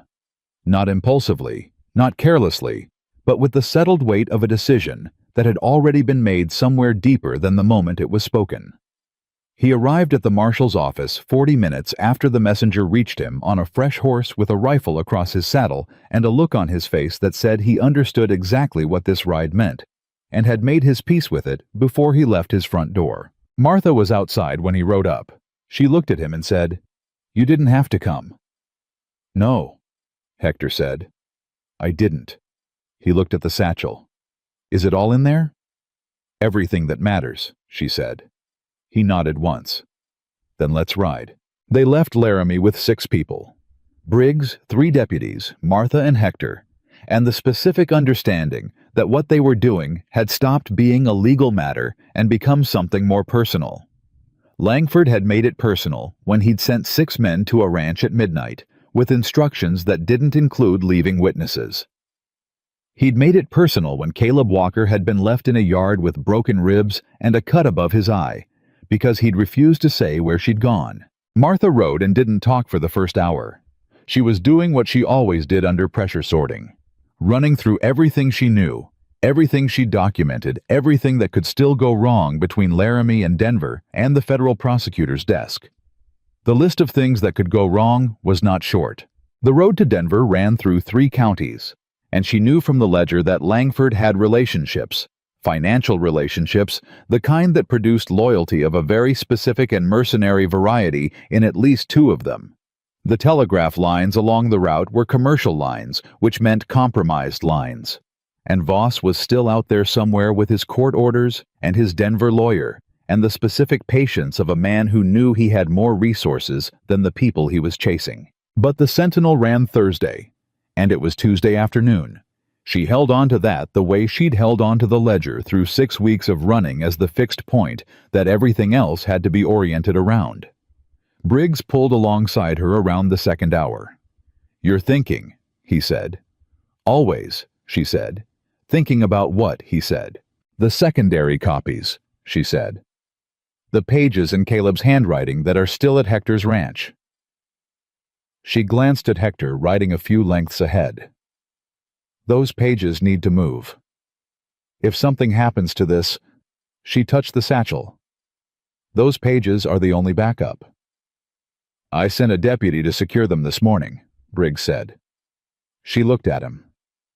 When you were upstairs packing," he said, "I sent Jenkins back to the Reyes property with instructions to take the pages and ride them to Greer in Copperfield directly, not through Laramie, not through any telegraph station." He paused. "Jenkins is 23 years old, and he doesn't know anyone in this territory well enough to be bought." She looked at him for a long moment. "You thought of that before I did," she said. "You've been a little busy," he said. Something shifted in her the specific, unfamiliar sensation of not being the only person in the room carrying the weight of the plan. She didn't know what to do with it exactly. It had been so long since she'd had anyone to share the weight with that the sharing itself felt strange, like a muscle being used after a long disuse. "Thank you," she said. "Don't thank me yet," he said. And then, almost immediately, he caught himself, because those were the same words Caleb had said to her 2 days ago in the barn, and he could see from the slight change in her expression that she'd caught it too. Neither of them said anything about it. They rode. The first trouble came at a river crossing 40 miles south of Laramie. A man was waiting on the near bank alone, which was either brave or a distraction, and in Caleb's absence, Martha had appointed herself the person who calculated that kind of thing. She made the determination before they reached him distraction. One man alone on an open crossing in the middle of a federal escort was not an ambush. He was a message. Briggs pulled up his horse. The man raised both hands, the gesture of someone who wanted to demonstrate they weren't drawing a weapon which was itself information. "Marshal Briggs," the man said. He was young, maybe 30, well-dressed in a way that spoke of city money rather than territory money. "My name is Thomas Avery. I'm an attorney representing Victor Langford." He looked at Martha. "Miss Donovan, Mr. Langford would like to make a final offer." "There is no offer," Martha said. "Please hear it," Avery said. He was not Voss. He didn't have Voss's practiced aggression. He had the look of someone who'd been sent on this errand against his better judgment, and knew it. Mr. Langford is prepared to establish a land compensation fund of $200,000 for the families affected by the right-of-way acquisitions. He's prepared to accept the resignation of the 4 officials named in your documentation and to cooperate with an internal review. Martha stared at him. An internal review, she said. Conducted by the Continental Railway's own compliance office. Avery said. With independent oversight from... No, she said. Miss Donovan, $200,000 would... 3 men are dead, she said. You understand that 3 men died. A land compensation fund doesn't address that. An internal review doesn't address that. And oversight from a compliance office that Langford himself created doesn't address anything. She looked at Avery directly. He's not offering accountability. He's offering a transaction. And I stopped being interested in his transactions the first time his people tried to run me off a road. Avery was quiet for a moment. Something in his expression, the reluctant, conflicted expression of a man who had taken a case he was increasingly uncertain about, shifted. He won't stop, he said. It came out quieter than the rest of what he'd said, almost like he hadn't meant to say it aloud. I know, she said. Neither will I. She looked at Briggs. Briggs looked at Avery.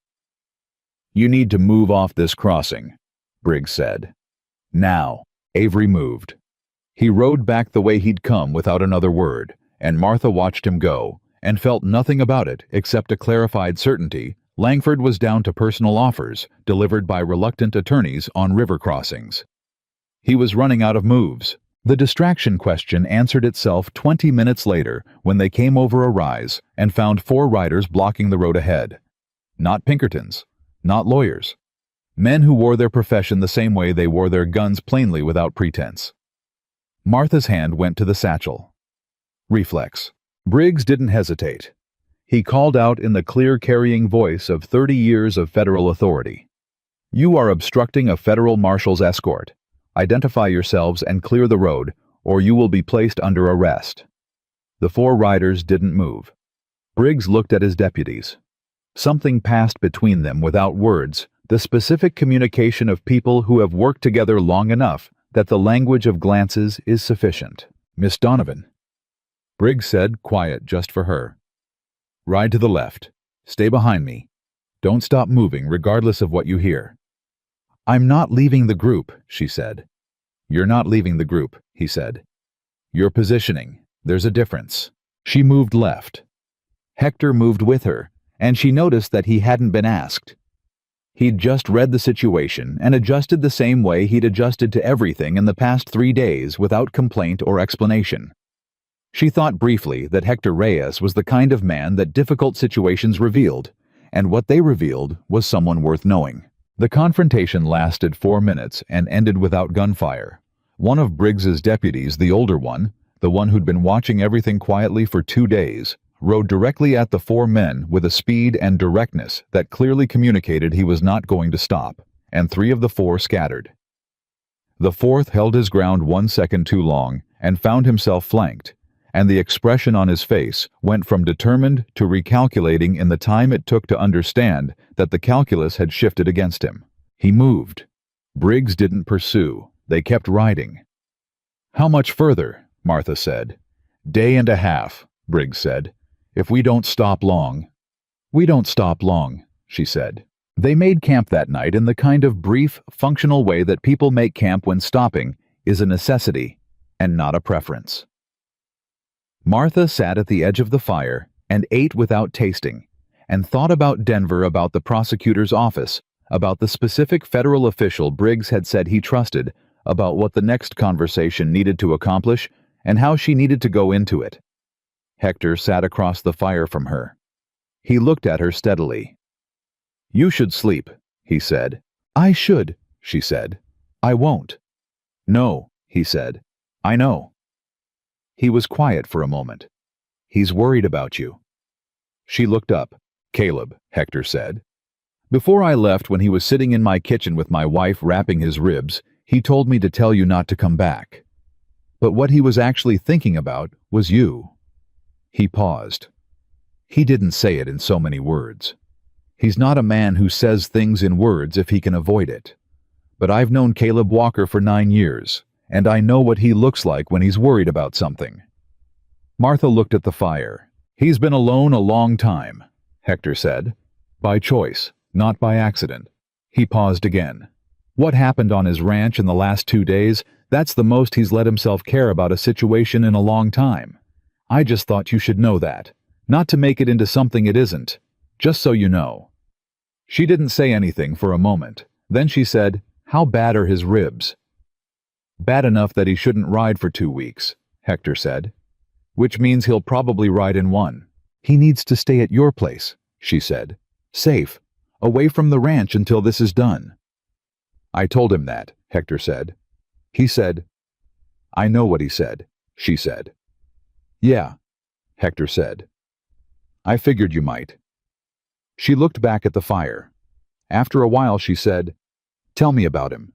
The 9 years you've known him." Hector looked at her a long look, the kind that was reading whether the question was what it seemed to be.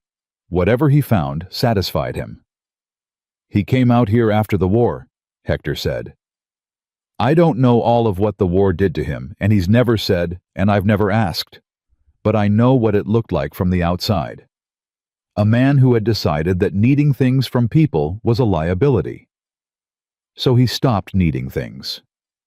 He paused. "He built that ranch by himself. Every plank of that barn, the one they burned, he put up himself. Because he didn't want to ask for help." Martha closed her eyes for 1 second, then opened them. "He let me stay," she said. Quiet. Thinking out loud more than speaking to Hector. "Yes," Hector said. He did. She didn't say anything else. But something had shifted in her face, not softening. Still not softening because Martha Donovan didn't go soft in the middle of a fight. But something that had been held very tightly for a very long time had moved slightly like a door that had been shut for years and had just barely opened a crack. She slept 3 hours. It was more than she'd expected. They reached the outskirts of Denver the following afternoon, and the city announced itself the way cities always did when you came in from territory: louder, faster, more layers of noise and intention stacked on top of each other than any single person could track. Martha tracked it anyway. She was looking for what didn't fit. Looking for Langford's signature, the too still man at a corner, the rider who adjusted his pace to match theirs, the message boy who happened to be in exactly the wrong position. She found 2 of the 3. She told Briggs. He adjusted their route without discussion. The federal prosecutor's office was on the 2nd floor of a building that smelled like paperwork and institutional permanence.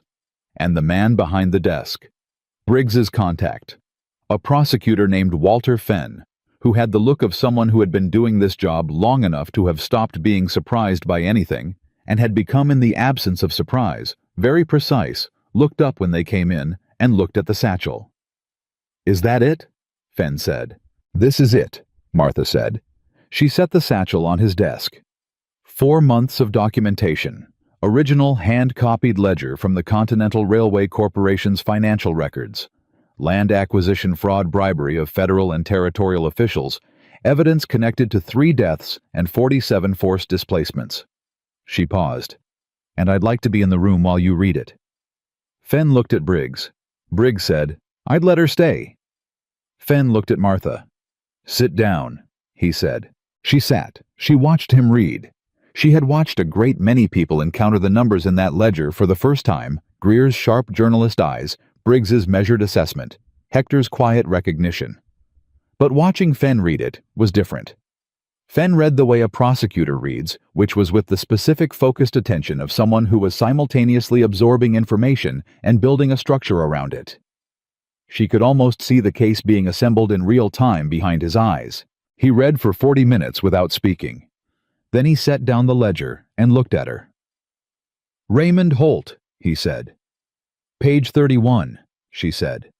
3 payments. Theodore Aldrich. Page 44. 2 payments. The second was 8 weeks ago. James Carver."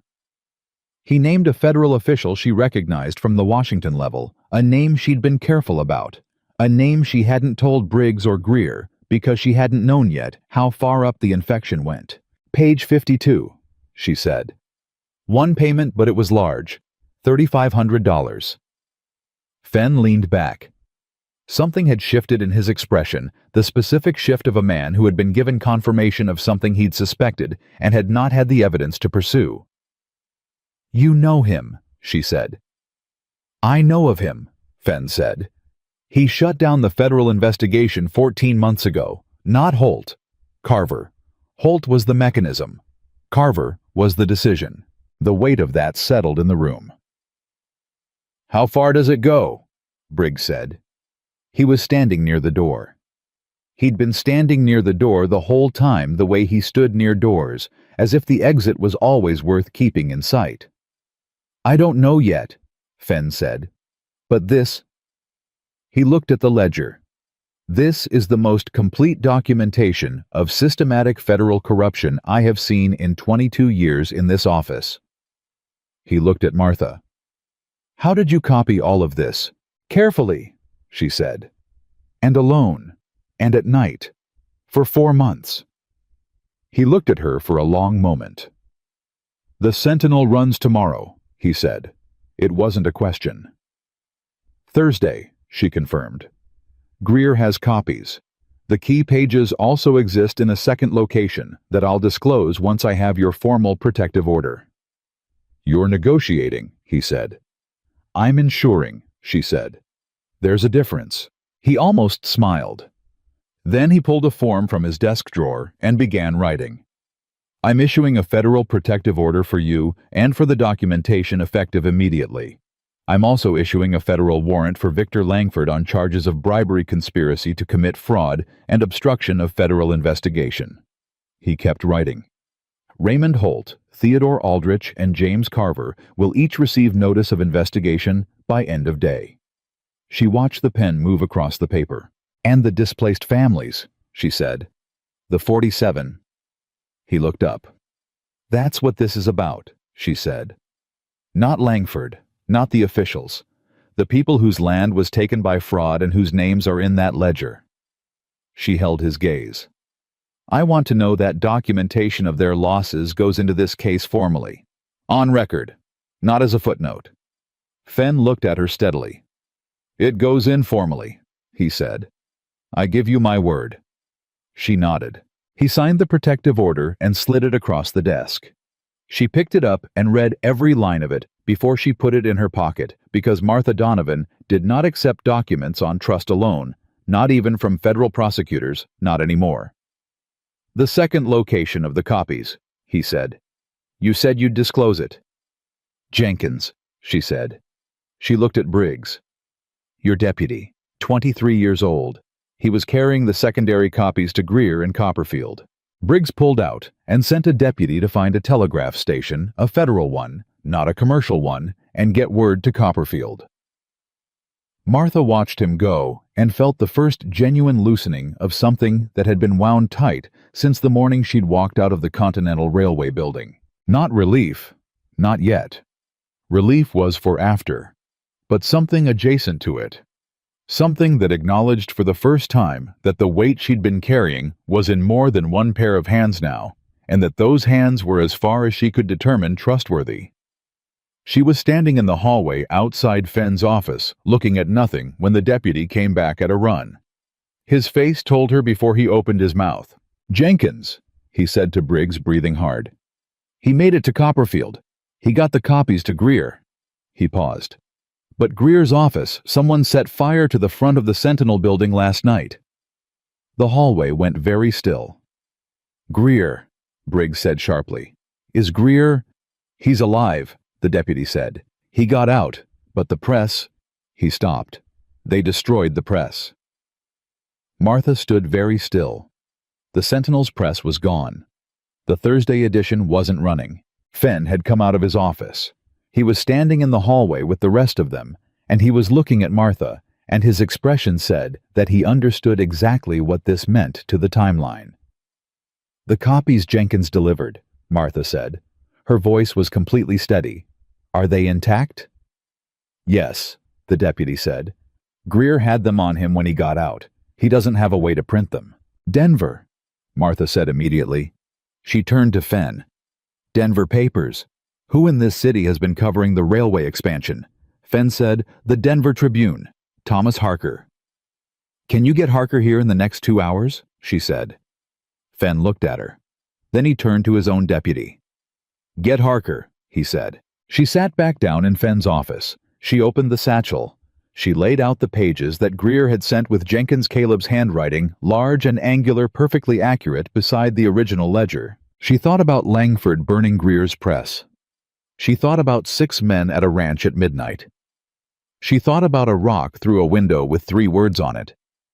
She thought about every move he'd made to stop this, and the specific, consistent, unchanging truth that none of them had worked.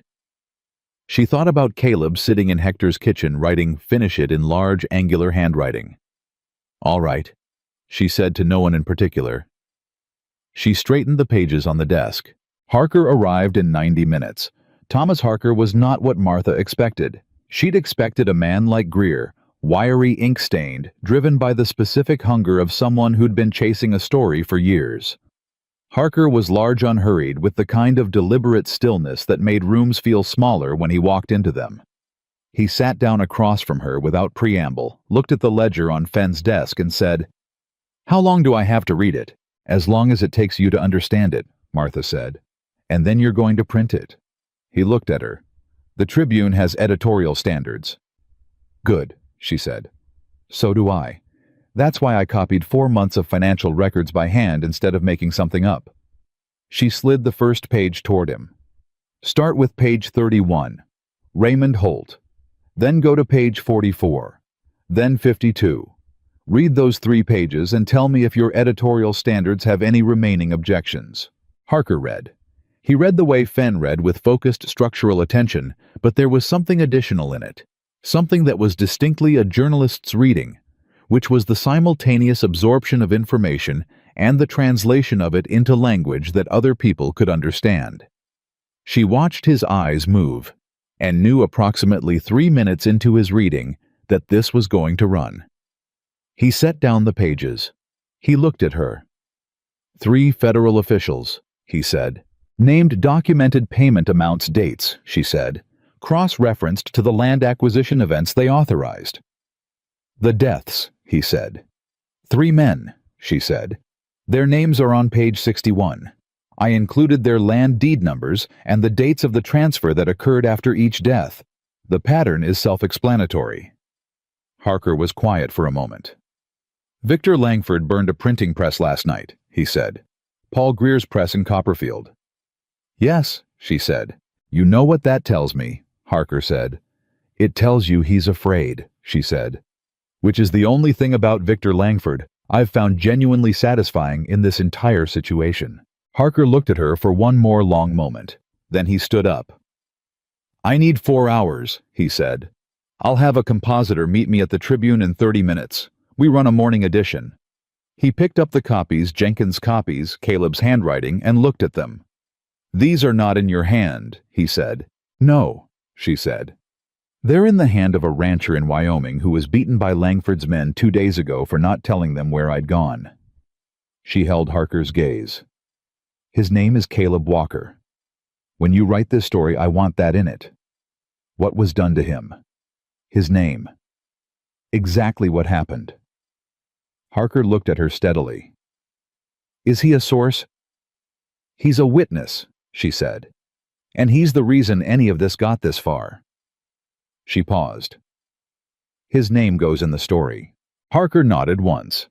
He gathered the copies, tucked them under his arm, and walked out of Fen's office without looking back. Martha listened to his footsteps going down the hallway, and then going down the stairs, and she sat in the specific quiet of a woman who had just handed the last piece of a 4-month plan to the last person who needed to hold it. Fen was still in the room. He was watching her. It's done, he said. The hard part. The hard part was 4 months ago, she said. This was just the delivery. He almost smiled again. She was starting to understand that almost smiling was Fen's version of genuine warmth. The warrants go out tonight, he said. Langford will know by morning. The Tribune runs by morning. He paused. Those two things happening simultaneously, that's what you planned, isn't it? The legal process and the public record at the same time. So he can't suppress one without the other being already in circulation. It's what I hoped for, she said. Planning requires more certainty than I had access to. You had enough certainty, he said. She looked at the satchel. The ledger was still inside it. It had been inside it for 6 weeks, pressed against her side through stagecoaches and barn lofts and marshal's offices and river crossings, and she had not once let go of it for longer than the time it took to hand it to someone she'd decided to trust. She put her hand on it. Then she took her hand off it. Keep it, she said. The original. It belongs in federal custody now. Fenn reached across the desk and took the satchel with both hands, which was the right way to receive something that had cost what that had cost. He didn't make a production of it. He just took it and set it beside his chair with the care of a man who understood what he was holding. What will you do now? He said. She thought about that. It was a question she hadn't let herself ask for 6 weeks, because the asking of it required the belief that there would be a now after the now she was in, and belief of that kind had felt dangerously close to hope, and hope had felt like a distraction from the work. I'll wait for the morning edition, she said, and then I'll go back. Briggs drove them to a hotel, a real one. Not a room above an office, and Martha sat on the edge of a bed for the first time since Cheyenne, and looked at her hands. They were steady. They had been steady for 6 weeks.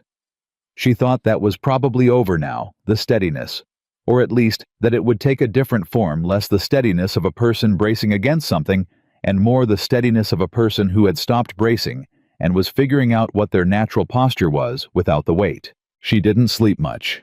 She hadn't expected to. At 6 a.m, Briggs knocked on her door. He was holding a newspaper. The Denver Tribune, morning edition, above the fold. The headline read, Continental Railway Fraud, Federal Officials Named in Land Seizure Conspiracy. Below the headline in smaller text, documentation, compiled by former railway accountant Martha Donovan, implicates Victor Langford and 3 federal officials in systematic land fraud, bribery, and deaths of Wyoming landowners. She read the first paragraph, standing in the doorway in the early morning light. And then she read the second paragraph, and then she found Caleb's name, right where she'd asked for it. 4th paragraph, clear and plain. Caleb Walker. A rancher in Wyoming's mountain territory was attacked at his property by men believed to be working under Langford's direction after providing shelter to Donovan during her flight from Pinkerton agents. Walker sustained serious injuries, and his property was damaged. He has been identified as a material witness in the federal investigation. She read his name twice. Then she handed the paper back to Briggs. It ran, she said. It ran, he said. Salt Lake City gets it by Thursday.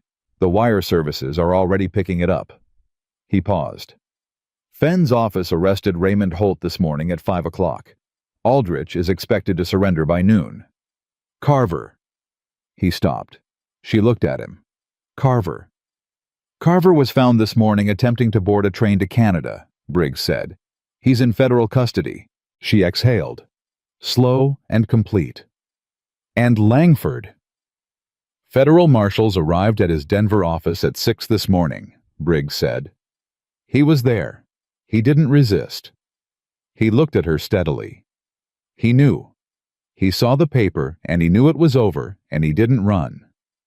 Of course he didn't, she said. Running is for people who don't have lawyers. She paused. How long before he's out on bond? Maybe a week, Briggs said honestly. Maybe less. He has very good lawyers. And the case, she said, will take months, he said. I told you that from the beginning. Yes, she said. But the paper ran. The names are public. The evidence is in federal custody.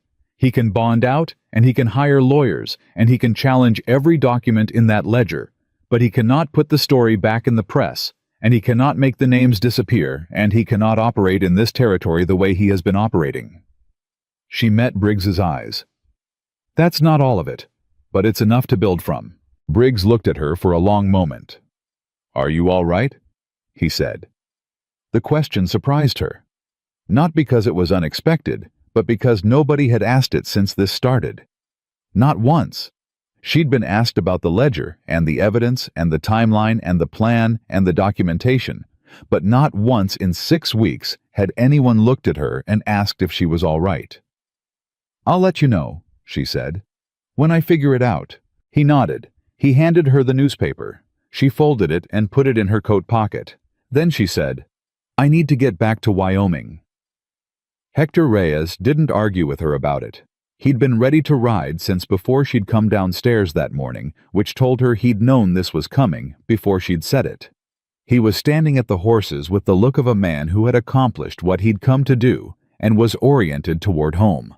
"My wife is going to have a great deal of opinions about all of this," he said as they mounted up. "Is she right about things generally?" Martha said. "Almost always," he said. "It's her most irritating quality." She laughed. It came out of her unexpectedly genuine, unguarded, the laugh of someone who hadn't laughed in long enough that her own body surprised her with it. Hector looked at her with something warm in his expression. She composed herself, and they rode. Briggs escorted them as far as the territorial line. When he pulled up his horse to turn back, he looked at Martha with the expression of a man who was trying to find the right words and had settled on direct ones. "You did something remarkable," he said. "I want you to know that I understand exactly what it cost." She thought about the 6 weeks, the apartment and the lamplight, and the hand cramps from 4 months of copying. The stage driver who'd thrown her bags in the dust, the Pinkerton agents with the rope coiled on the saddle, the barn, Caleb's kitchen, the loft window, and the rifle she couldn't shoot well. The rock through the window with 3 words on it. "The 47 families," she said. "When the federal case builds, when there's a compensation process, make sure someone is tracking it.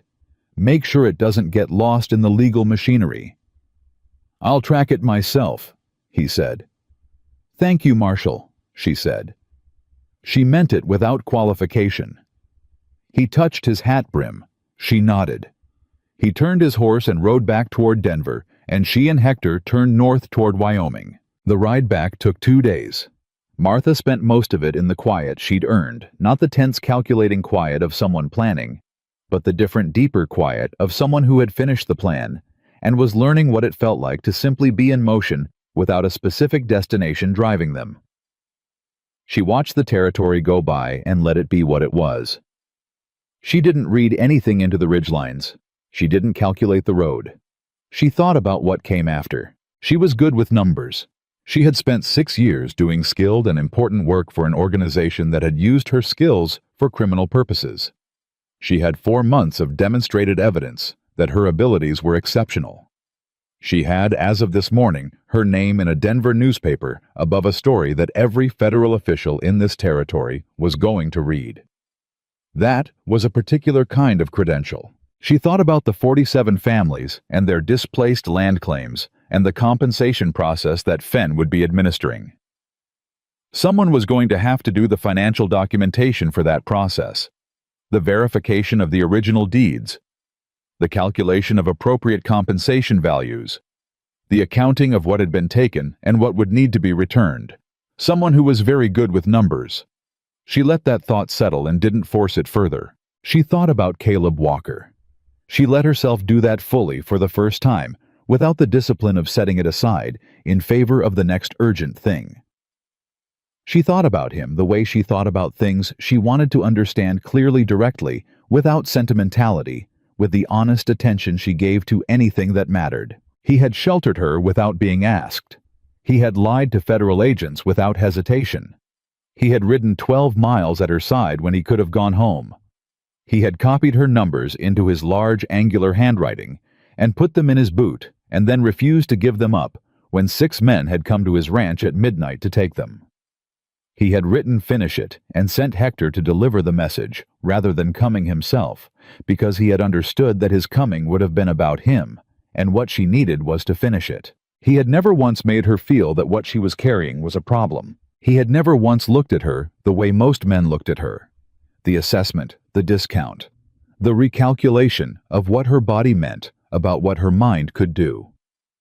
He had looked at her like she was exactly what she was, and he had treated her accordingly, and she understood now that this was the rarest thing she had encountered in 30 years of being Martha Donovan in a world that had very specific ideas about what Martha Donovan should be. She was still thinking about it when Hector's ranch came into view. He was on the porch. Not because he'd seen them coming, though he had probably because Caleb Walker noticed things, but because he was sitting in the way of a man who had decided he was done staying in bed and had compromised by relocating to a chair. He had the look of someone whose ribs had strong opinions about everything he'd done in the past 2 days, and who was ignoring those opinions with practiced stubbornness. There was a bandage above his left eye. He was holding a cup of something with both hands and watching them ride up with the flat, steady attention she had been looking at for 4 days, and had apparently somewhere between Laramie and Denver, and back again started looking forward to. She dismounted. She walked toward the porch. He watched her come. "It ran," she said. "Hector's wife read it to me this morning," he said. "Denver Tribune, above the fold. Langford's in federal custody," she said. "The 3 officials are arrested or surrendered. The evidence is in federal hands with a prosecutor I believe in." She paused. "It's not finished. It'll take months, maybe longer, but it started properly and it won't be stopped." He nodded. A single complete nod. "Your name is in the article," she said. "4th paragraph. I asked the reporter to put it there." Something shifted in his expression. Not surprise, she wasn't sure Caleb Walker did surprise exactly. Something more like a man who had been handed something he hadn't known to expect and was processing whether he knew what to do with it. "Why?" he said. "Because what happened to you is part of the story," she said. "Because you're a federal witness now, which means there's a record that protects you going forward. And because—" She stopped, started again. "Because it was true, and I don't leave true things out of the record." He looked at her for a long moment. "How are your ribs?" she said. "Fine," he said. "Hector said broken," she said. "Hector worries," he said. "Hector is correct," she said. "How are your ribs?" He was quiet for a moment. "Broken," he said, "but functional." "Broken isn't functional," she said. "It is, if you're careful," he said. She sat down on the step below his chair. Not because she was tired, though she was, but because sitting down felt like the right thing to do. Like the conversation they were about to have was one that deserved to happen at the same level, rather than her standing over him while he sat, or him standing over anything while his ribs were broken. "I'm going to stay in Wyoming," she said. "I've been thinking about it on the ride back.